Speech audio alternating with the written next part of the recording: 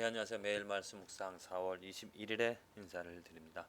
오늘 읽은 말씀은 레위기 25장, 시편 32편, 전도서 8장, 디모데후서 4장의 말씀입니다. 오늘도 거듭 말씀을 드리지만은 이 말씀을 통하여서 하나님의 말씀을 통하여서 내 죄를 깨닫고 또 바른 가치관을 세워 나가시기를, 그 복을 누리시기를 기도를 드립니다. 오늘 복에 대해서 시편 32편에서 분명히 말하고 있습니다. 복 받은 삶. 성경에서는 우리들에게 복에 대한 정의를 내리고 있습니다. 우리가 인간으로서, 사람으로서 인간이 내리는 그러한 정의가 있습니다. 복에 대한 정의가 있는데, 우리가 원하는 복은 무엇인가 하면 잘 먹고 잘 살고 편안하게 사는 그 복을 우리는 원하죠. 그런데 성경은 다른, 우리들이 원하는, 인간으로서 바라는 그런 복과 다른 것을 말하고 있습니다. 특히 시편 1편에는 무엇을 말하고 있습니까? 하나님의 율법을 좋아하여서, 하나님의 계명을 좋아하여서 그 율법을 주야로 묵상하는 자가 복받은 사람이라고 말하고 있습니다. 또한 오늘 시편 32편에서는 그 복받은 사람에 대하여서 이렇게 증거하고 있습니다. 허물의 사함을 얻고 그 죄의 가리움을 받는 자는 복이 있다라고, 시편 32편, 허물의 사함을 얻고 그 죄의 가리움을 받는 자는 복이 있도다. 그 마음에 간사가 없고 여호와께 정죄를 당치 않는 자는 복이 있도다. 자, 복 있는 사람이 무엇입니까? 허물의 사함을 얻는 사람입니다. 죄의 가리움을 받는 자. 그 마음에 간사가 없는, 더러움이 없는, 어떠한 욕심이 없는, 그리고 여호와께 정죄를 당치 않는 자가, 이게 복입니다. 우리들이 이 복을 누려야 되는 것입니다. 이 복은 인간이 원하는 복과는 다르죠. 인간이 원하는 복, 우선 정의 자체도, 인간이 원하는 복은 편안히 잘 먹고 잘 사는, 행복하게 살아가는 삶인데, 그러한 복은 어떻습니까? 자기의 노력으로 이룰 수가 있는 것이죠. 열심히 공부하고 열심히 최선을 다하면 이 경쟁 사회에서 내가 원하는 것을 받을 수가 있을 것입니다. 잘하면. 그런데 이 하나님이 말한, 성경에서 말하는 그 복은 내가 노력해서는 되어질 수가 없습니다. 내 죄를 내가 씻을 수 있겠습니까? 내 마음에 간사가 없다. 내 마음의 간사함을 내가 원할지라도, 이게 육적인, 또 마음에서 우러나오는 저절로 생겨지는 그것을 내가 통제할 수 없습니다. 또 여호와께 정죄를 당치 않는 자, 다윗의 경우를 보십시오. 다윗의 경우,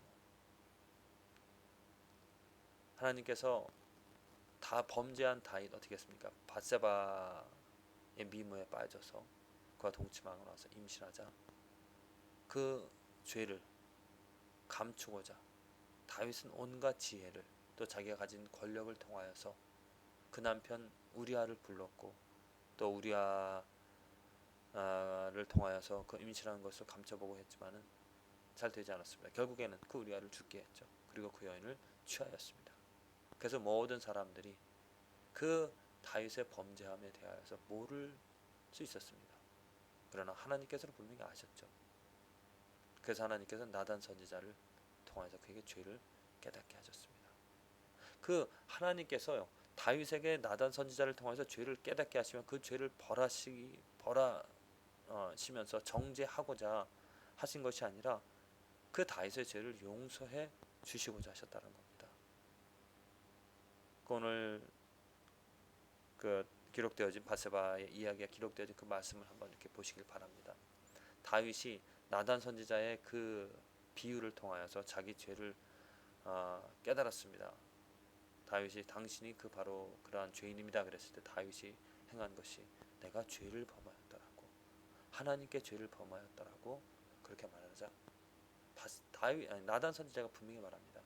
하나님께서 당신의 죄를 사하여 주셨다라고. 자, 다윗이 어떠한 노력을 자기가 열심히 그 죄에 대해서 금식기도 하고 또 무엇을 행한 것이 아니라 하나님께서 다윗의 죄를 범하였다라는 그런 고백 한마디로 나는 죄인이라다라는 그런 한마디로 그 죄를 감춰주고 그 죄를 사하여 주셨습니다. 단지 그 죄의 결과인 그 아이는 하나님께서 취하셨지만 다윗에게는 그 죄를 용서해 주셨다는 거죠. 그들은 그 다윗이 얼마나 정말 큰 복을 여호와께 정죄를 당치 않은 그 복을 복을 누렸습니까? 그래서 다윗이 오늘 이 시편을 지금 말하고 있는 것이죠.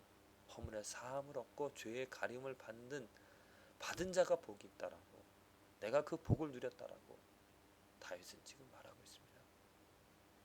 우리 크리스찬으로서 우리들도 기쁨의 소식을 지금 오늘 이 말씀을 통해서 받는 것은 우리들도 이러한 복을 누릴 수 있다는 것입니다.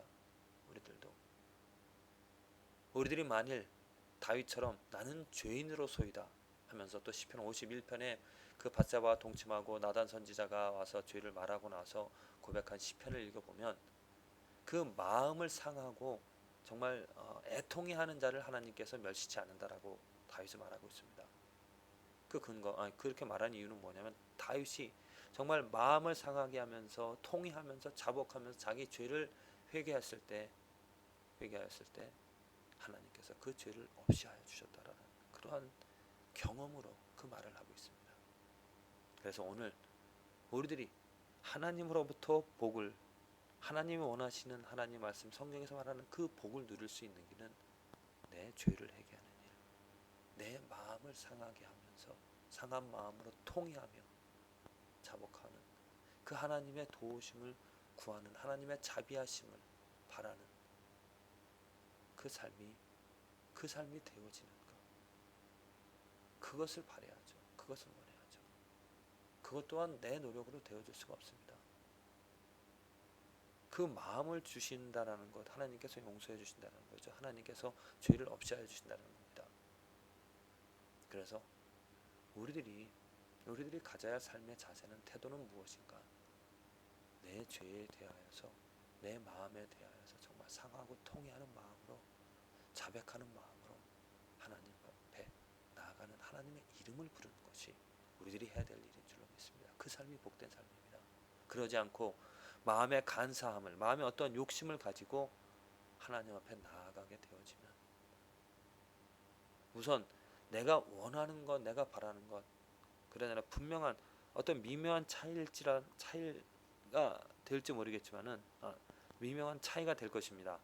내 마음에 상하는 마음으로, 자복하는 마음으로 정말 그 죄를 가지고 이 죄를 없이 하고자 하나님의 도움을, 하나님의 자비하심을, 하나님의 긍휼히 여기심을 바라는 그 삶의 모습과 내가 하나님 앞에 이러저런 것들을 조금이라도 한 것, 좋은 것들, 옳은 것들, 그것들을 한 것을 바탕으로 하나님께 내가 원하는 것을 요구하는 그러한 삶의 자세는 분명하게, 극명하게 다른 결과를 얻게 되어질 것입니다. 분명히 예수님께서도 말씀하셨잖아요. 누가 더 옳다함을 받는가? 누가 옳다함을 받는가? 두 손 들고 내가 금식하고 내가 하나님 앞에 이런 저런 것들을 행했다라고 감사합니다, 찬양합니다, 그렇게 기도하는 세리의 기도, 가슴을 치면서 구석에 앉아서 나는 죄인이라고 말하는 그 죄인의 기도, 예수님께서는 그 죄인의 기도를 옳다 인정하신다고 말씀하셨습니다. 그렇습니다. 우리 삶에서 필요한 것은 정말 가슴을 치면서 하나님의 이름을 부르며 나는 죄인이다라고, 나의 죄를 긍휼히 여겨달라고, 나의 죄를 사하여 달라고, 나의 죄를 가리워 달라고 말하는 그 삶, 그 삶에 하나님께서는 예수 그리스도의 능력으로 그 보혈의 가치를 알려주시고 그 보혈로 말미암아 죄 없다 하시고 가리워 주시고 마음의 간사함을 다 지워주시는, 그래서 깨끗함을 심어 넣어주시는 축복된 그 축복을 주실 줄로 믿습니다. 부디 저와 여러분들의 삶에서 오늘 하루 내가 무엇을 원하는가, 내가 무엇을 바라는가 자세히 살펴보며 정말 내 마음에 간사함이 없도록 하나님의 은혜와 하나님의 자비를 구하는 저와 여러분들의 삶이 되어지기를 간절히 기도를 드립니다.